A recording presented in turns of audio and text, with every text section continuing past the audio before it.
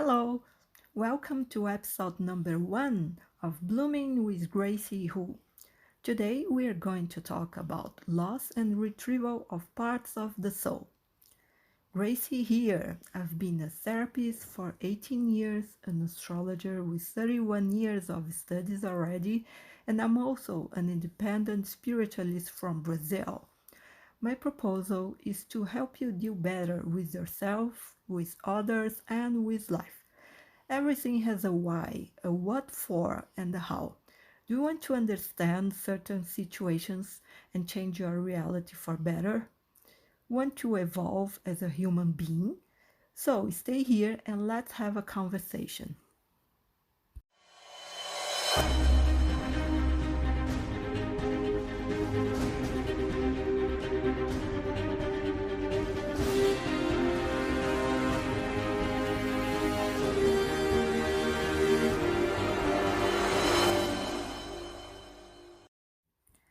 Loss and retrieval of parts of the soul. It's a very serious matter with serious consequences in a person's life, but little studied and disclosed. Shamanism is more familiar with it and uses specific material elements and rituals for the purpose of the retrieval. It's necessary for a shaman. He's a kind of priest properly prepared, initiated, and trained. And it's necessary that person, the shaman, to do what is called an astral unfolding or astral projection. So, in this way, he alone undertakes a journey through the spiritual world, which is not the astral world where disincarnated spirits live. It's another dimension, the spiritual world, and the shaman goes there in search of an individual soul in order to bring it back to their physical body. But I use a different technique because traditional shamanism, it's an old tradition actually. So, and today the world itself evolved, so it was necessary for us to have a more modern tool to to do the same job basically. So I was always in contact with high spirituality in my whole life. Spirituality was always the main part of my entire life. So I received many years ago this learning and these modern techniques to do soul retrieval. And it seems to me that the higher spirituality was already um, seeing the need for us to use a more modern technique, the more dynamic technique to do it, because the traditional shamanism requires the client to be with the shaman in person. So, but now with this pandemic and the quarantine, it's just impossible to do a soul retrieval in person. And I do it, in a long distance using the internet. I really don't need to be with the client because energy has no space. So that's the main difference between the technique I use and the traditional technique used by shamans. And also, I don't need specific rituals or materials like using a small drum and relaxation techniques with the client. So it's a different technique that I had the opportunity to learn. I have had the merit to learn with the spirituality.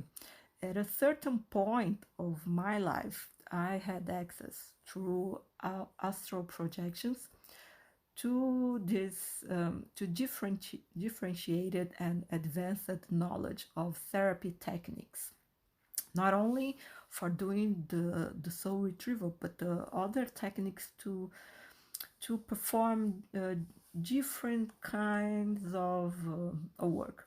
So intuitively, I started to use them in those techniques in my professional practice, and to my clients' surprise, they proved to be extremely effective with immediate results.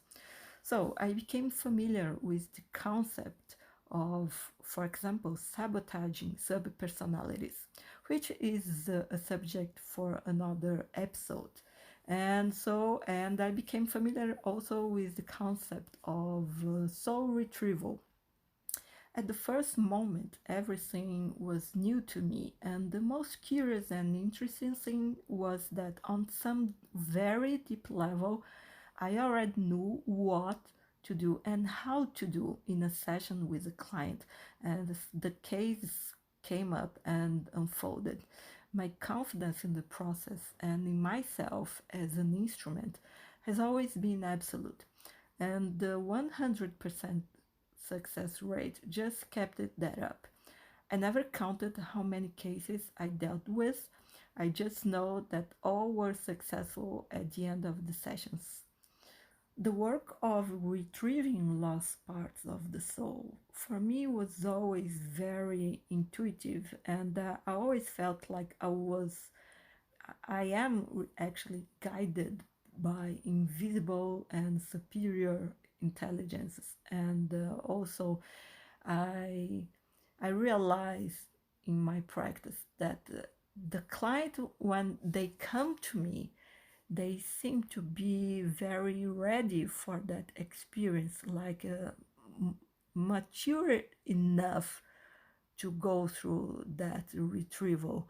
And it's something that, of course, for me, there is a spiritual guidance uh, for that process, and also spiritual protection for doing this, because I never know what I will find out, and in what kind of situation the soul will be, in what kind of place, if it is in danger or not. So that's why I need really, like an invisible protection. And in this case, I will use I will define the soul as a feminine noun, because in Portuguese, soul is alma, and alma comes from Latin, and meaning, it's the essence of the person. What I call soul is also called as higher self, the divine part of a being. And in Portuguese, I am half Brazilian, half Chinese, and I was born and raised in Brazil. So Portuguese is my first language. In Portuguese, we have a word to define when someone is feeling discouraged. In Portuguese, it is desanimado. Desanimado has the word anima in it. So anima comes from the ancient Latin, which means soul. Anima in Latin is alma, soul. So for us in Portuguese, the word soul is feminine, and I will use it as, I will refer to the soul as she. Okay, not it and not he. So I just wanted to make it clear. Maybe I was a shaman in a past life, or maybe I was just ready for this job in the current one. I don't know, I'm not sure. What I do know is that if it's not something that can be taught to anyone indiscriminately on weekend courses, or maybe it can. However, certain internal conditions, in addition to specific skills and abilities, are necessary for someone to perform a successful retrieval. And as I said before, not to mention protection and spiritual guidance. And what do I mean by specific skills and abilities? Well, my soul has been very present to me for the things, it started like many years ago. I feel the difference when my soul is in me, like embodied in me, because it's a much better version of myself. So I couldn't perform a soul retrieval if I didn't have my soul with me, because I can talk to other souls and other people's souls talk to me. So it's it's something that if I wasn't with my soul present in the whole process, actually guiding me, because the soul is really a higher intelligence, much more wise, much wiser than ourselves, and she knows everything because she's the part of an extension of God. It's the divine part of us. So if I wasn't with my own soul in a process of soul retrieval, the soul of the other person would realize it and wouldn't feel so confident in me for to perform that process of the retrieval. So it is necessary, to have your soul very strong in yourself, a very strong and close relationship with your own soul to talk to another person's soul. One thing that's very curious about doing soul retrievals is that I like to use this image of a pearl necklace. Once I work with the first part of the soul, the others feel like excited to come up too, because they sense that, oh, someone is listening to us, is paying attention to us. So now we can like go out of where we are now, hidden or lost. And for the client, going through a session like this, the sensations are very vivid for when I use these techniques, because the client takes part in the whole process. I don't use any kind of hypnosis to do this. I don't need any, as I said before, any ritual. So I just have this ability to access someone's unconscious, and I use my own magnetism to spread it, and involve my clients in this. So the client can take part in the whole process, and not only seeing everything that comes up from their unconscious, but also feeling though as if they were really experienced. Actually, they are really experienced the process in another dimension. It's like projecting the consciousness to another dimension different from this physical one. So the person experiences the entire process consciously and without the need of a deep relaxation, for example, in order to achieve an altered state of consciousness. It's all very simple, dynamic, and the individual sees mentally and feels in their body without my suggestion and without the shadow of a doubt. Everything that happens in the retrieval and is very vivid for them.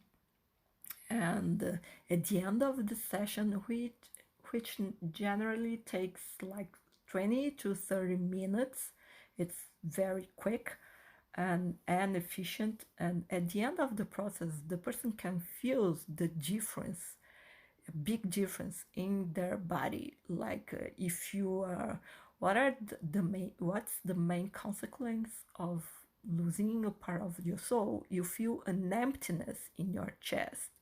So at the end of the process, it's of course, if not if all the cases are very successful at the end. So the client feels, that that emptiness, was fulfilled by something. They feel that they experience a sensation of feeling complete because, of course, the soul is back. You may want to know how, after all, it is possible to lose a part of the soul. Other healing traditions, which use techniques different than mine, speak of traumatic events as causing this rupture and separation, such as accidents, illnesses, and the loss or death of a loved one. Just to simplify the complex, any situation in life which cause a deep pain in the being could cause his soul to go away somewhere in the spiritual world in order to escape from that suffering.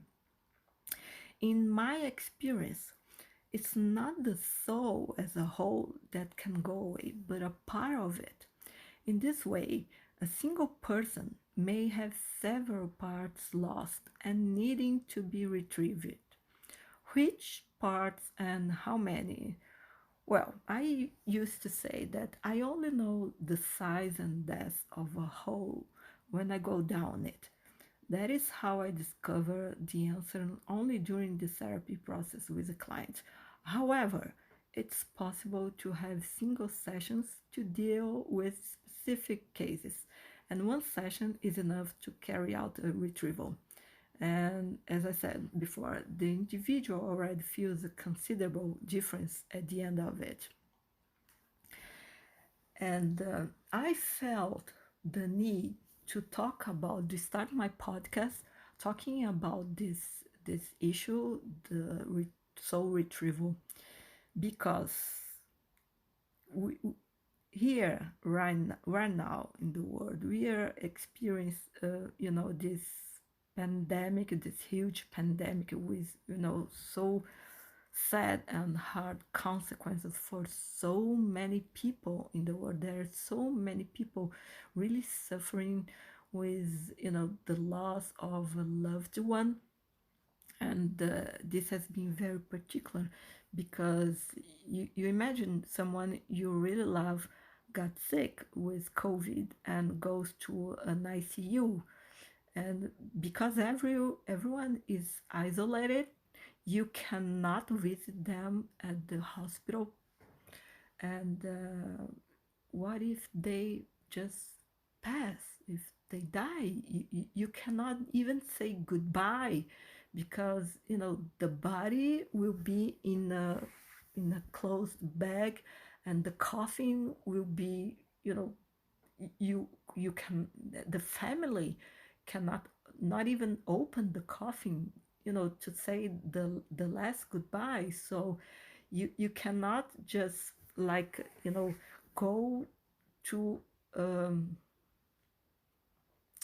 a funeral the way we used to know a funeral, because the funeral is like a ritual for us to say goodbye, to accept the new reality that the loved one is gone. But with this pandemic, people are just not allowed to say goodbye, in a traditional way. So it's the feeling of an emptiness is much more impactful for them, because they feel like now where is that person I love so much?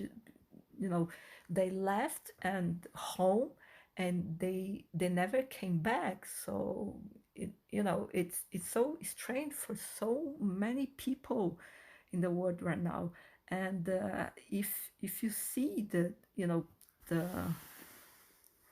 people in general, the mental health for so many is becoming such an urge issue right now, and the cases of depression is going so high with this, that because if you lose someone you really love in this, you know, stupid way, you know, so suddenly, and for so many people, they like lose the purpose in their life. They feel this emptiness and this lack of purpose in their lives.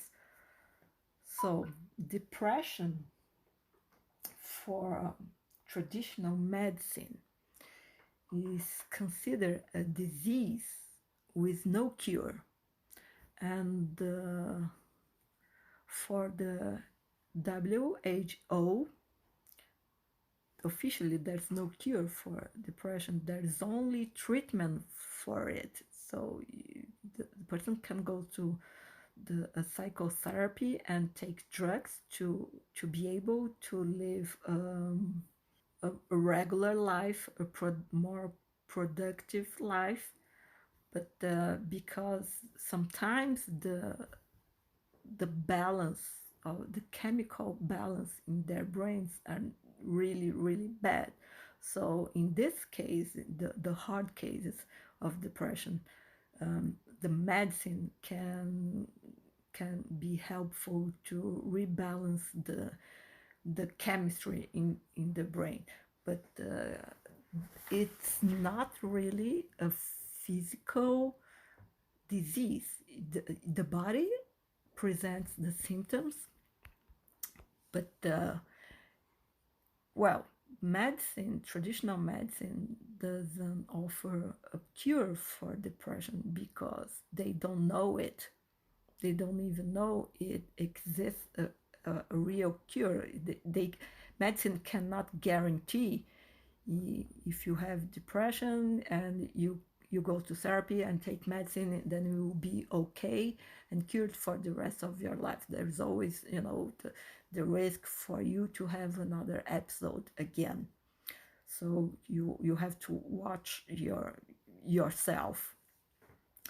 But the thing is, every imbalance in terms of emotion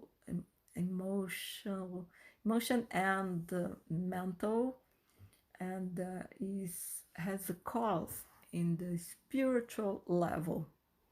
So as an independent spiritualist, my point of view is that depression is a disease of the spirit and is caused by the loss of the soul, that emptiness sensation, you know, what the patient really feels. It's lack of something in them. It's lack of life, lack of joy of living, and those are characteristics of the soul. The soul is responsible for, you know, the joy of living. So it's a very different approach, but as a therapist with this unique approach, and I know that a soul retrieval can really cure this emptiness sensation, because I deal with, you know, cause and effect, not in a karma sense, but if you want to change the effect, you need to work on the cause. There's no other way to change the effect.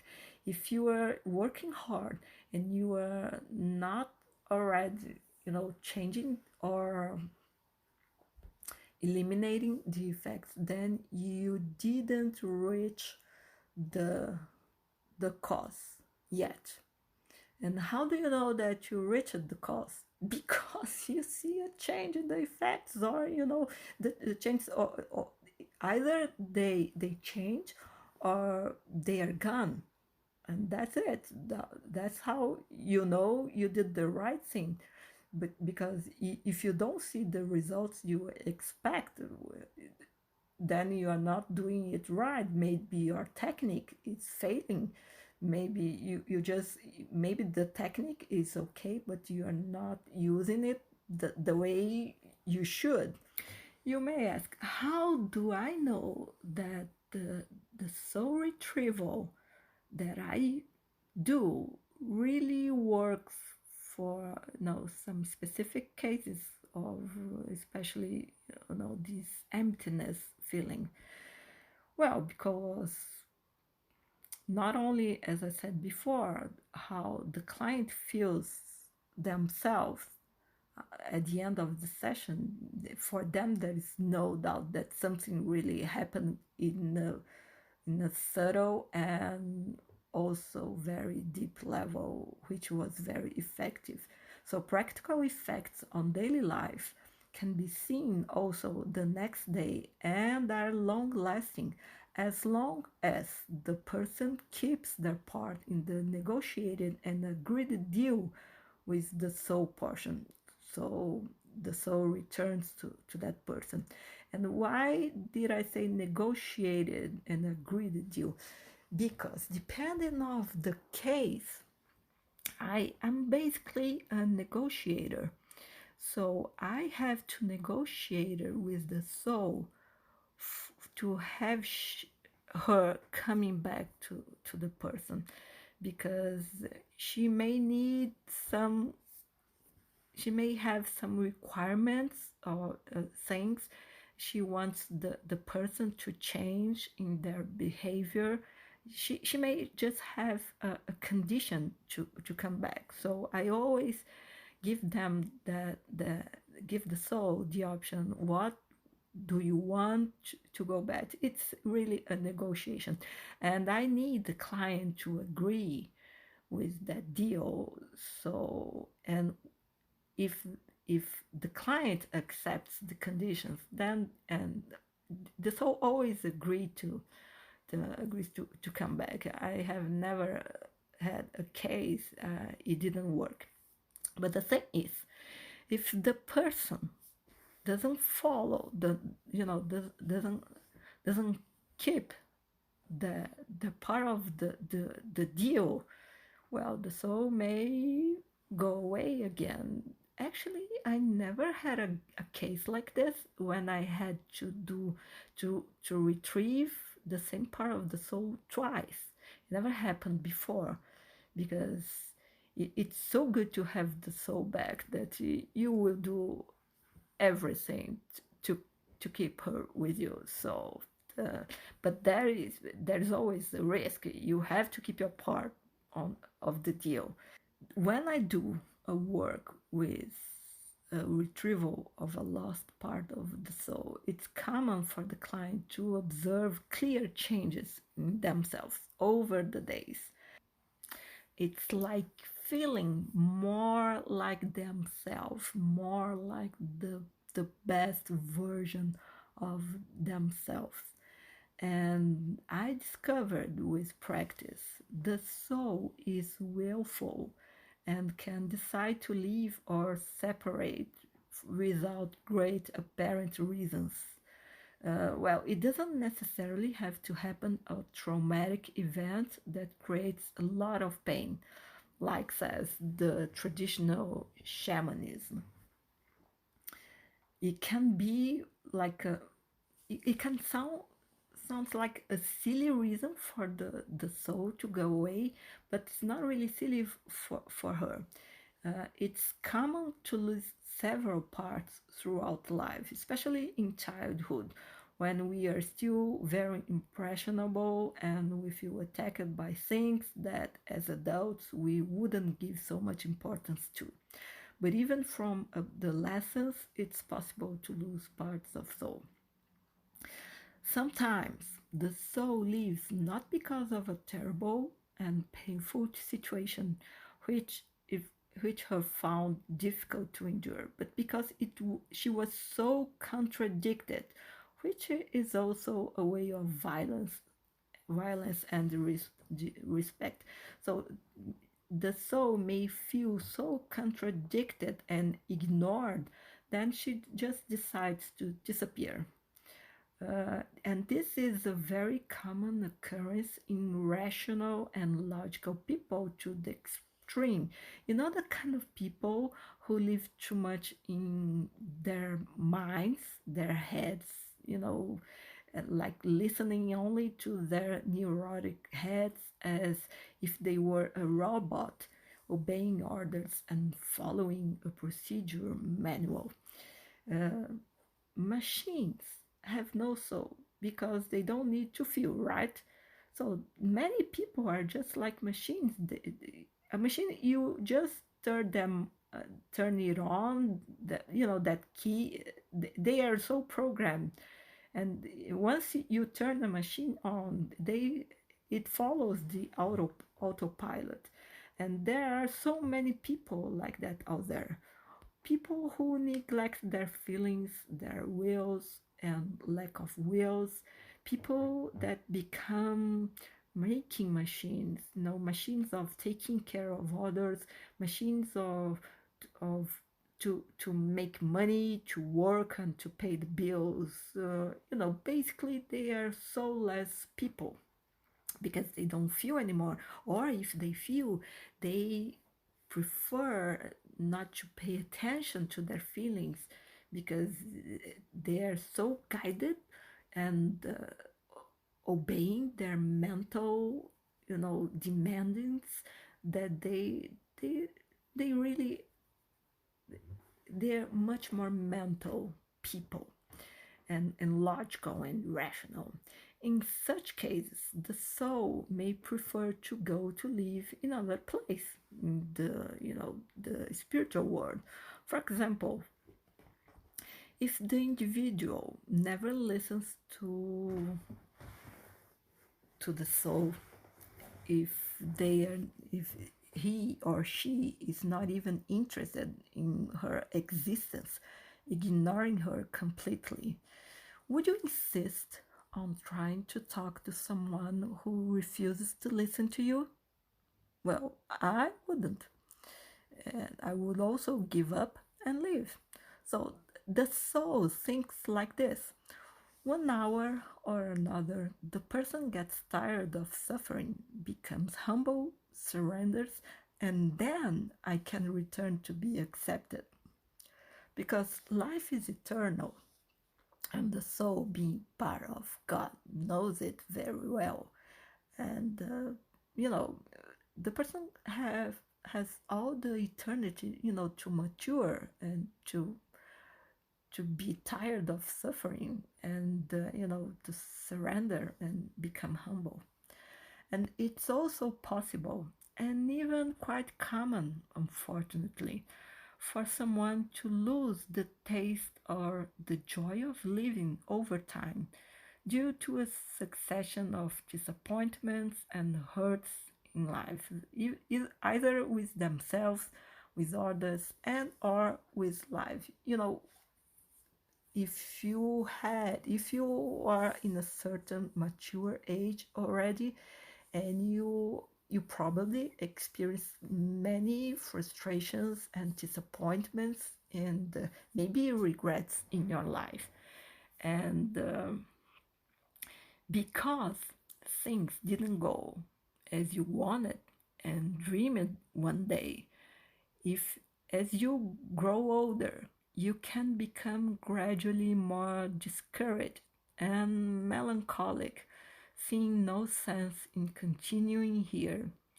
You know, like really losing the taste of living, the joy of living. And such individuals no longer live. You can see this in many elderly. They only survive waiting for the end of their days, you know, remembering the good days, but you know, they don't see any purpose or joy in their lives anymore. They just become sad and depressed.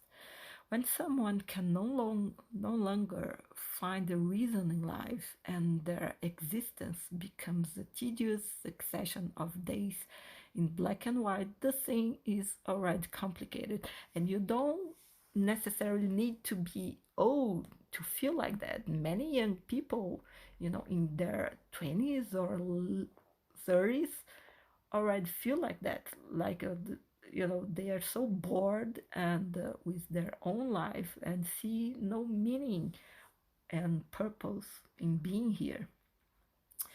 Another type of situation is the loss of a certain part of the soul to have occurred in a past incarnation, not necessarily in the previous one, which means that the person has already reincarnated, started this life, or has been reincarnating successively without an important aspect of their being.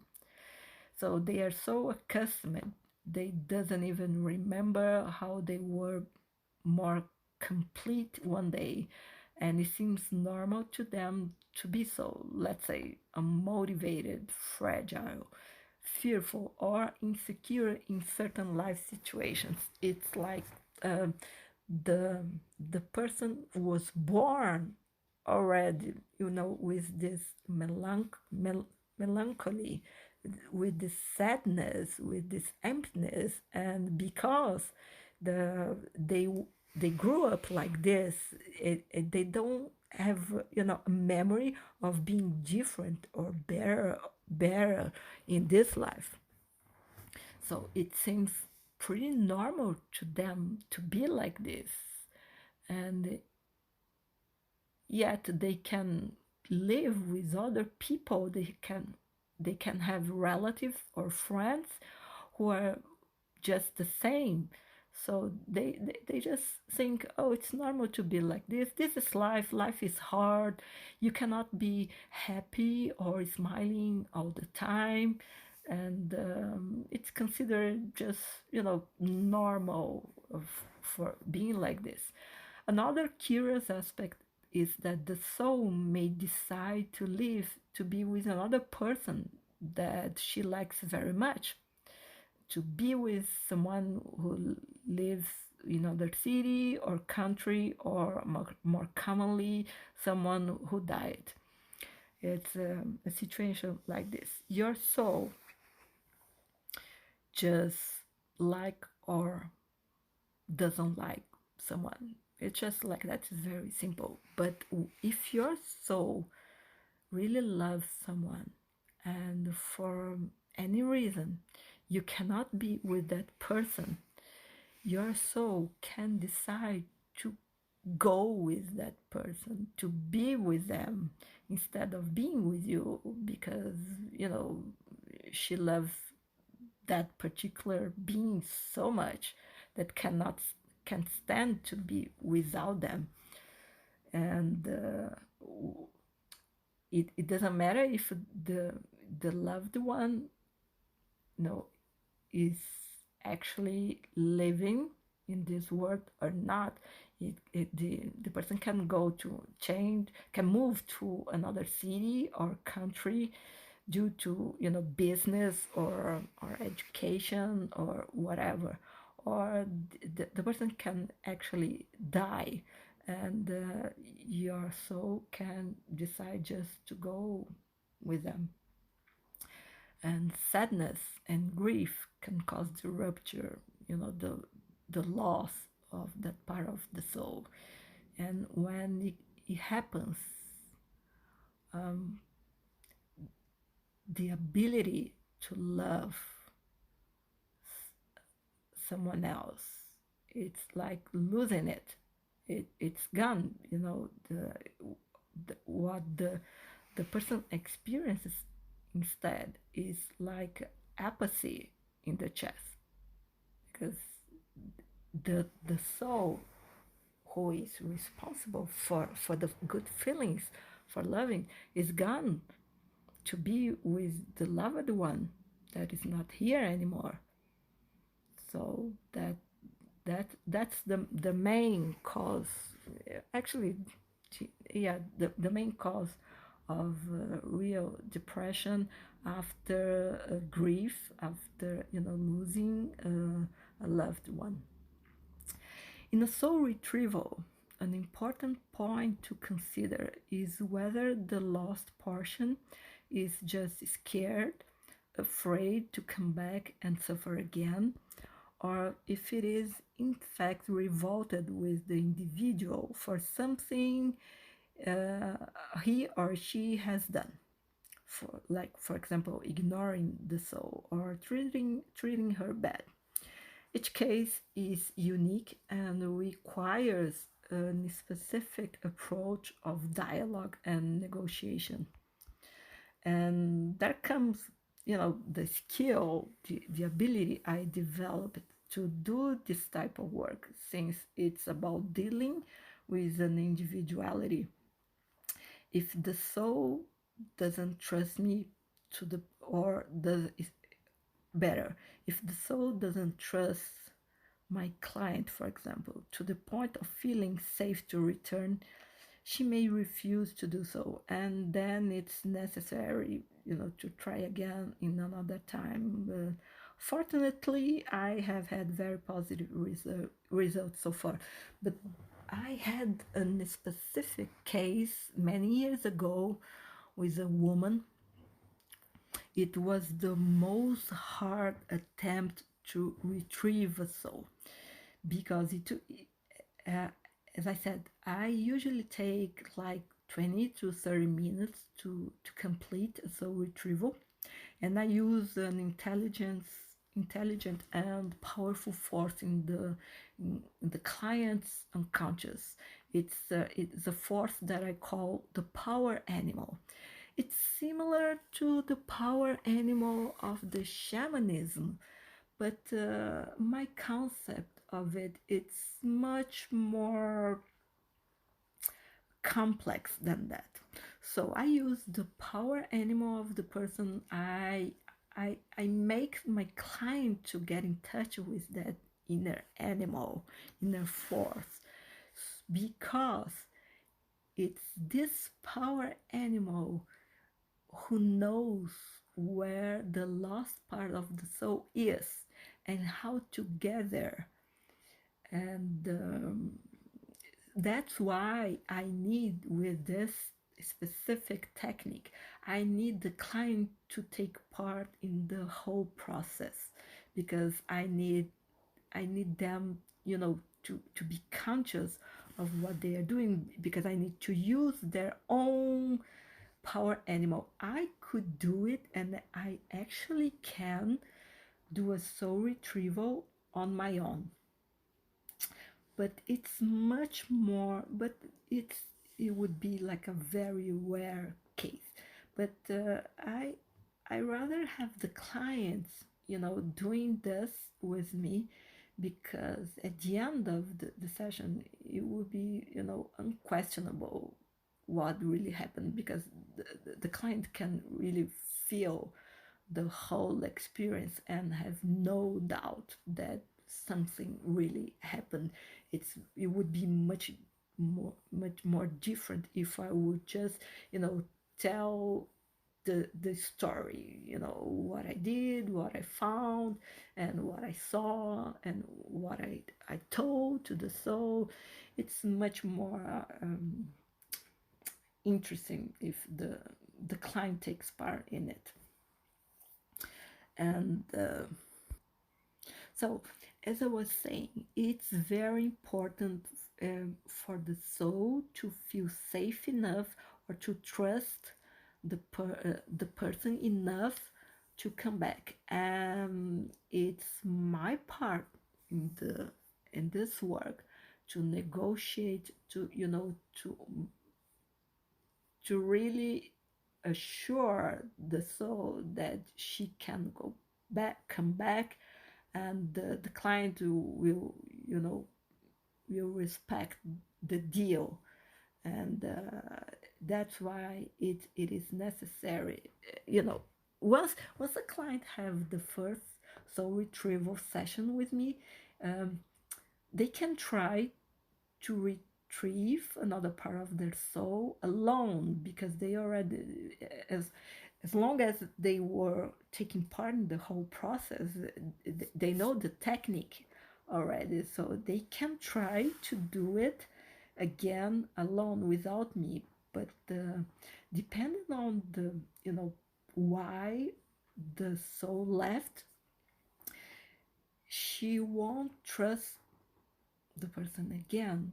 And that's why, my role in this process is so important, because I am neutral and I'm working for the good of everyone. So it's much easier for the soul to trust in me than on the person.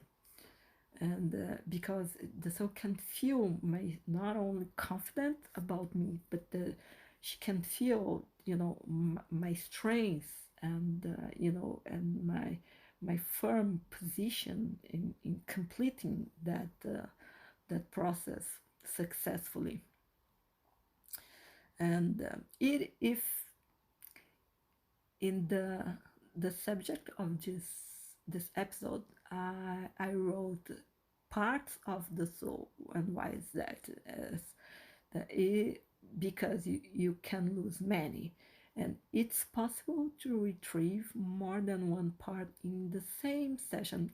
Also, it's rare, but if the different parts are related to the same original situation that led to the loss of the first one, yes, I can retrieve both. However, it's worth noting that there is no guarantee, again, that the retrieved portion will not go away again. It depends on the person keeping their part of the deal for the return, which implies taking care of the soul with love and respect, giving her attention and protection. Considering that everything in the universe is energy and matter is condensed energy, and energy has no distance, in my work, there is no need for personal contact with the client. Therefore, especially with this quarantine and pandemic, even though I'm far away geographically, I can connect with the person to see and feel the experience of the retrieval together with them, as if I was in a kind of film. When the soul accepts to return and is integrated with the individual, he or she immediately feels the effect of this in their body through sensations that they didn't have until then. It's a very vivid experience, and with this positive presence, the negative behavioral aspects of before just disappear. All the fear, the sadness, the emptiness, the apathy, the lack of confidence, whatever the part of the retrieved soul brings back to the person, it's just the the bad feelings, the bad behavior aspect is gone, because what was missing is already there. Um, and despite the happy ending of all sessions I already had so far, and along, it has been many years already, I think 10 years, something like that. And despite the happy ending, not every retrieval is pleasant. And why is that? Because I have already found soul parts in a dark and isolated cave, for example, as well as in a cage, imprisoned, ragged, and abandoned since a past existence, for example. I had a case where the soul of a client was really in a cage, abandoned since, wearing clothes from, a different century. And the woman was having a life, and it was not just this first life without that part of her soul. She was experiencing a life and another life with low, very low self-esteem, with no sense of value of herself. And for her, that was very, very normal for living like this. But when we found out her soul in that situation, well, that was one of the most sad situations I saw a soul in, because I couldn't, complete the retrieval. Usually at the end of the session, I make the person to merge to their soul, like feeling their soul entering their bodies. But in this case, her soul was in such poor, so such a sad situation, and I couldn't just finish the session, the retrieval, in the way I usually do. I had to ask like a spiritual guardian to take her soul to a place, a healing place in the spiritual world. Sometimes that happens very rarely, but sometimes I really need to take the part of the soul to a healing place in the spiritual world, which I know, and let the soul there for a while to really not heal but recover. And then when the soul is okay, and I can complete the retrieval, because if the soul is in a very bad situation, I cannot make the merging, otherwise the person will feel even worse, and that's not the purpose of the work, right? And also, I want you to think, if the best version of an individual is not with them, what can be expected in emotional and behavioral terms in everyday life? You are not with your best version. So you can expect low self-esteem or lack of self-confidence, exaggerated lack of affection, lack of joy of living, and deep and continuous sadness, including clinical depression, lack of courage and boldness, lack of general motivation, lack of purpose or meaning in life. Ultimately, the loss of a part of the soul causes a void that can only be filled by the soul. So, how can you know if you've lost a part, if not several, of your soul to try to get it back? So I will give you some examples of symptoms, so you can maybe have an idea, or at least think about, maybe I've lost a part of my soul, that's why I feel this way, I need to get it back. So here are my tips for you to think about. Is there a time in your life that you don't remember much? As if time had passed, your body was there, but not your consciousness? It's a kind of blackout in the memory. You know you lived that period of your life, obviously, but you can't remember much. It's very likely that you had experienced a little before a very difficult and painful situation for you at the time, which caused the loss of a part of your soul. You don't remember the after because your essence was simply not there. That happened to me. I barely have memories from my college. It was 4 years, a long period of time, but I barely have memories. I remember details of jobs that I had at that time, but college in itself, I don't remember much, and I have a great memory because when I started to work with soul retrieval, I realized I lost a very important part of my soul in high school, because high school for me was like paradise. It was a very extremely happy period of time for me, and when uh, it finished, I was so sad. I cried so much in the last days of school, and because I was not going to see my friends anymore, and uh, everybody, and and the beginning of college for me was just terrible, was so sad. And when I realized that part of my soul remained in that in high school, I had to go back to to do the retrieval, and then I could.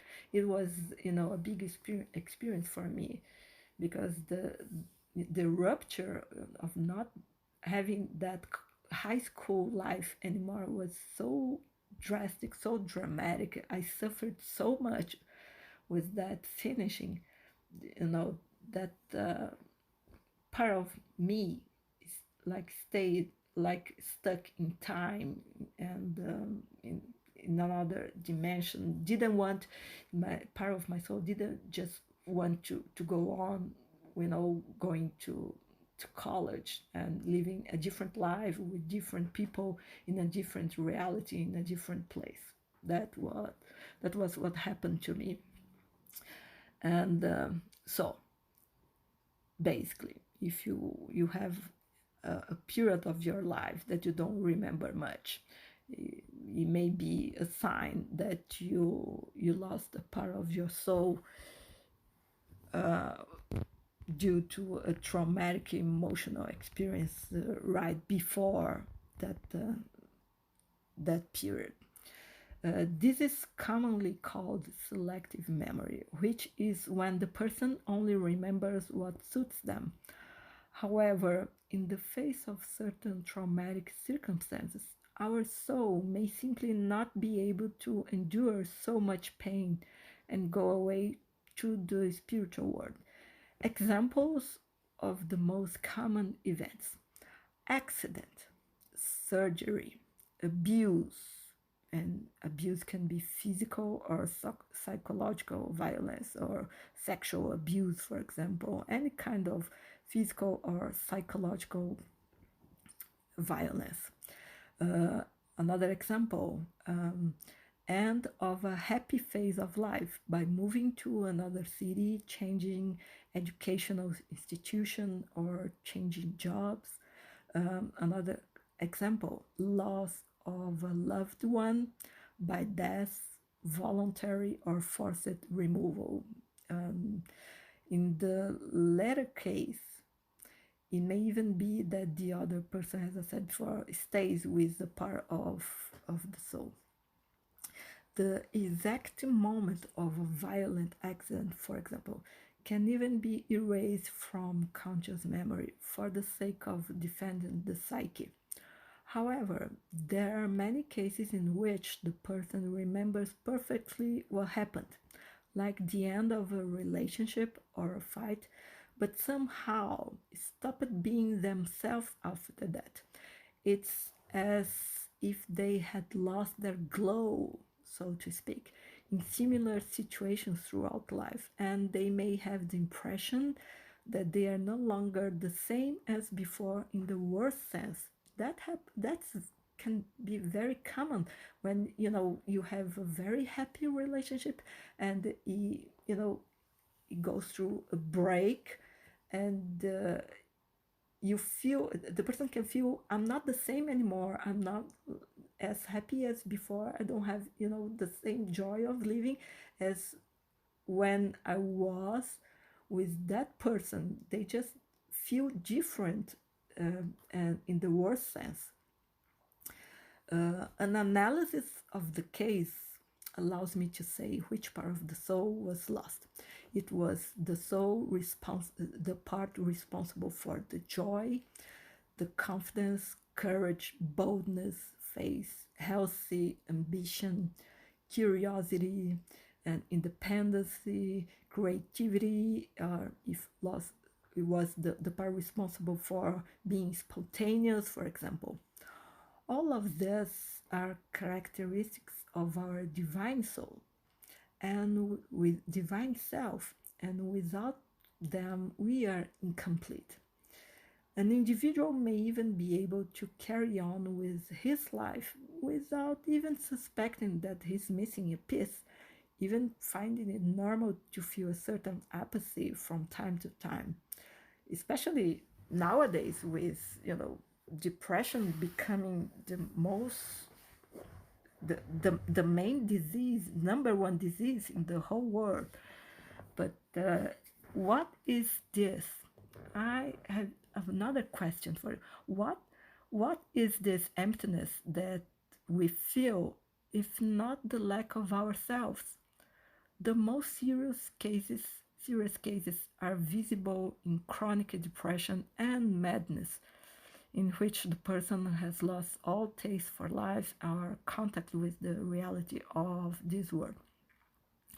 In practice, try to remember if at some point in your life you were much happier, more joyful, optimistic, positive, courageous, bold, willing, motivated, good-humored, playful, if you were more cool, tender, loving, confident, correct in the sense of ethics, if you were more authentic and uninhibited.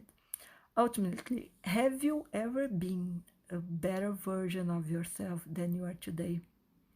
Have you had more pleasure in being you and enjoying your company? Over time, have you had become too serious due to responsibilities you have assumed, which is typical of adults, stopping having fun and feeling pleasure with any little thing as when you were young or a child? Have you had become sad, melancholy, insecure, fearful, unmotivated, grouchy, grumpy, pessimistic, negative, stressed, anxious, harsh, dry, needy, false, hypocritical? Have you become always playing the good person and measuring words to please people? Have you become shy, embarrassed, or even worse? Were you born like that? Do you miss who you once were? It's very likely that one or more parts of you are missing. These parts of your soul are somewhere in the spiritual world, which is a parallel reality, another existential dimension. Perhaps your soul went there by her own will, which is very common, or was kidnapped, because I have seen cases involving even black magic. Perhaps you abandoned or hurt your soul and disappointed her a lot. The case I told about the woman who tried to kill herself, to attempt suicide several times. Perhaps your soul has decided not to accompany you at a new stage in your life because she was very happy in a certain place until that moment. And then it was an emptiness in the chest and the sadness that started to accompany you from there. Perhaps your soul loved someone so much that she couldn't stand the thought of being without their company, deciding to go alone when they left. And your chest has closed since then, and your heart has never loved anyone else with the same intensity, no matter how hard you try to indulge you in a new relationship. And that happens a lot. Some people just can't love again. Perhaps your soul is sad away from you, feeling abandoned and longing for a reunion. Maybe she's angry and disappointed, not wanting to talk to you and hoping you get screwed. Maybe she's so well and happy that she doesn't want to leave where she is to join you in your boring, mundane life, little life. but maybe she just sends you regards and wishes you happy birthday, Merry Christmas, and Happy New Year. But oh, I'm so happy here. I won't go back to you. Perhaps your soul, knowing that you, she, and life are eternal, is patiently waiting for you to awaken your consciousness to other realities, bigger, better, and more meaningful than the one you live in. You know, your current existence, where you live to work and pay bills, that's not a life. One thing is for sure, you cannot have a full, happy, and fulfilling life without your soul present and working for your best, because it's your soul who knows where your true happiness is and the best, short, and easiest way to get there. After all, this is what she wants for you, the best. Because when you have fulfillment in life, it's your soul having fulfillment through you. But I'll give you a last question. Are you given favorable conditions for this to happen? Or are you out of pride of ignorance, sabotaging your own existence? That's it. That's it. What an interesting and wonderful subject, the soul retrieval. You can participate in the podcast by sending a voice message through the link in my Instagram bio, which is at Greicy Hoo, GreicyHoo. Yes, because my host is Anchor, and it is possible for you to record a voice message for me through Anchor. You need to, to make put some data in, and but once you do this, and you can record an audio up to 1 minute, and this voice message can appear here in another episode, and you will be notified, and like as if you were in a radio program. Cool, isn't it? So, or you can reach me on Instagram to DM me a comment, a question, or a suggestion. If you liked this podcast, subscribe on your favorite platform to receive new episodes, or follow me on Instagram to find out when there will be a new one on the air. Stay well, and we'll talk again in the next episode.